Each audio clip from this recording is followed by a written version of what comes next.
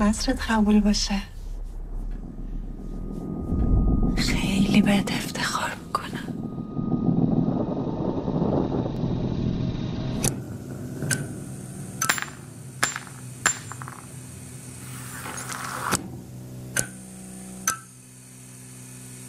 خب الانم که قاضی تحقیقات شده این خطرها هست دیگه.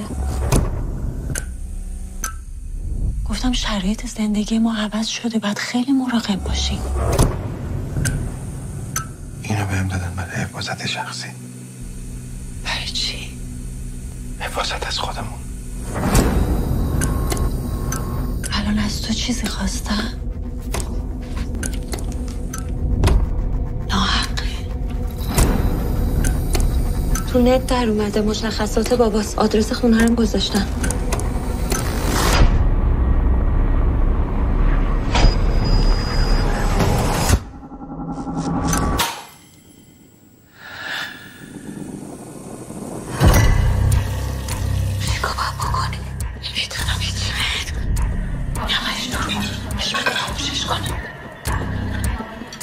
اشتباهی دیدی بود که به زن و بچه‌ت گفتی کارت چیه؟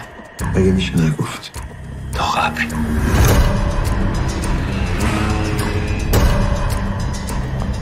رضوان کجایی؟